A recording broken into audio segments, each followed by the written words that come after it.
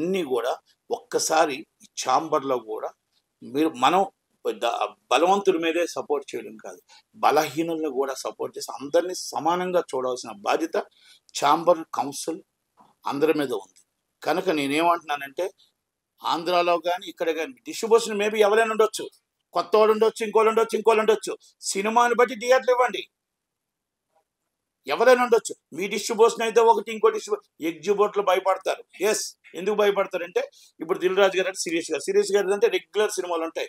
Yes, సంవత్సరానికి maintenance, సంవత్సరానికి కూడా వాళ్ళు ఇప్పుడు ఫీడింగ్ ఇచ్చేది దిల్ రాజు గారు థియేటర్స్, సిరీస్ గారు, అలాగే సునీల్ గారు అవ్వచ్చు. అయితే అక్కడ వాళ్ళకి ఫీడింగ్ ఇచ్చేటప్పుడు థియేటర్లు కూడా మనం పక్క డిస్ట్రిబ్యూటర్ కొత్తగా రావచ్చు, లేకపోతే ఇంకొకరు రావచ్చు. మనకి ఎంతమంది డిస్ట్రిబ్యూటర్లు వస్తే అంతమంది నిర్మాతలకు మంచిది, ఎంతమంది ఎగ్జిబ్యూటర్లు అందరూ ఫ్రీ హ్యాండ్గా ఉండగలిగితే మనకు అంత మంచిది. వాళ్ళని కూడా మనం ఎంకరేజ్ చేసి ఆ సినిమాని బట్టి థియేటర్లు ఇవ్వండి, డిస్ట్రిబ్యూటర్ని బట్టి సినిమాలు కాదు, థియేటర్లు కాదు. మీరు గుంటూరు కారంకి ఇవ్వద్దని చెప్పట్లా, మీరు సైంధవకి ఇవ్వద్దని చెప్పట్లా, నాస్వామరంకి ఇవ్వద్దని చెప్పట్లా, హనుమానికి కూడా మీరు న్యాయం చెయ్యండి అనేది నేను చెప్తున్నా. మీరు సినిమాల రూపంగా వెళ్ళి ఈ బడ్జెట్ ఎంత అని చెప్తే ఇక మరి దానికి ఇంకొకరిని అవమానించిన వాళ్ళు అవుతాం మనం. కనుక అంతదాకా నేను వెళ్ళట్లే. నాకు ఇందాకలో తెలిసిన న్యూస్, నాస్వామరంగకు కూడా రేట్లు పెంచారంట, పెంచమని ఏపీ గవర్నమెంట్ని అడిగారంట. అంటే ఎక్కడికి వెళ్ళిపోతుందో నాకు అర్థం కావట్లే. 100 కోట్లు ఏపీ గవర్నమెంట్ వాళ్ళు చాలా చక్కగా చెప్పారు, 100 కోట్లు దాటిన బడ్జెట్ మాత్రమే మేము ఇస్తాం, తక్కువ వాళ్ళకి మేము ఇవ్వన్నారు. ఒక బ్రోకి ఇవ్వలేదు, ఒక లెజెండ్కి ఇవ్వలేదు, ఒక సినిమా మళ్ళా ఇది భగవత్ కేసరికి ఇవ్వలేదు. విభజించు పాలించు చేస్తారు వాళ్ళు. వాళ్ళది ఎలాగుంటుందంటే వాళ్ళ తాలూకా వాళ్ళ ఇంట్లో వాళ్ళైతే ఎంతైనా సరే ఇస్తారు. మరి ఇదే వ్యక్తులు మరి అలాగే ఈ సినిమాలకు వచ్చేటప్పటికి మరి ట్యాక్స్ ఫ్రీ ఇచ్చారని చెప్పేసి, మరి శాతకర్ణికి ట్యాక్స్ ఫ్రీ ఇచ్చారని చెప్పేసి గగ్గోలు పెట్టారు. మరి మీరు చేస్తుంది ఏంటి?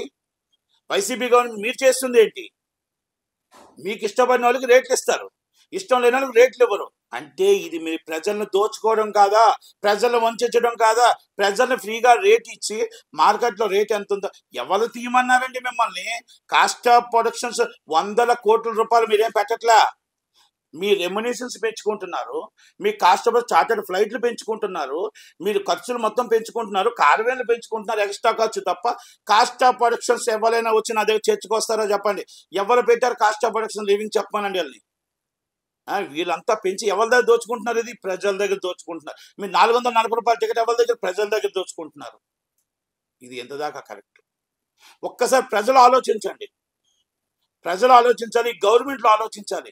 ఇది ప్రజల సొమ్ము, ప్రజల డబ్బు తీసుకొని ఏది మీరు సినిమాకి ఇప్పుడు బస్కి మన ఊర్లో వెళ్ళాల్సి వస్తే బస్సు ఎంత రేట్ అయినా కొంటున్నారు కదా అని, సినిమా కూడా ఎంటర్టైన్మెంట్ అండి, ఎంటర్టైన్మెంట్ కావాలని చెప్పి ఆ ఎంటర్టైన్మెంట్ విషయంలో వాళ్ళు టికెట్ ఎంత రేట్ అయినా కొంటారని ఫ్యాన్స్ అని అభిమానాన్ని మనం దోచుకోకూడదు, అభిమానాన్ని దోచుకోకూడదు.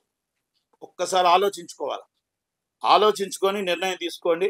ఛాంబర్లు కూడా హనుమాన్ థియేటర్లకు అన్నింటికి థియేటర్లు ఇస్తాయని, గవర్నమెంట్ కూడా 2 గవర్నమెంట్లు చొరవ తీసుకుంటాయని, మరి అలాగే రేట్లు పెంచకుండా చూస్తాయా? మళ్ళా లేదు ఈ రేట్లు పెంచేసి ఈ థియేటర్లు ఆర్టీసీ బస్సులు మొత్తం ప్రైవేట్ బస్సులు జనాలను దోచుకుంటున్నట్టు ఈ ఎంటర్టైన్మెంట్ కూడా ప్రజలకు దూరం చేసి వాళ్ళ దగ్గర కూడా మనం దోచుకోవాలని చూస్తామా? ఒక్కసారి ఈ 2 గవర్నమెంట్లు చొరవ తీసుకుంటాయో లేదో చూద్దాం. చూసిన తర్వాత మళ్ళీ మీకు ప్రెస్ మీట్ పెట్టి మాట్లాడతాను.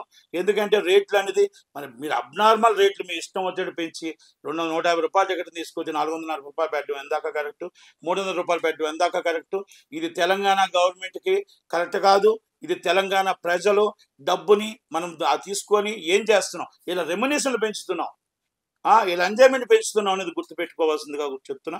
అలాగే మీకు దయచేసి ఏపీ గవర్నమెంట్ జగన్మోహన్ రెడ్డి గారు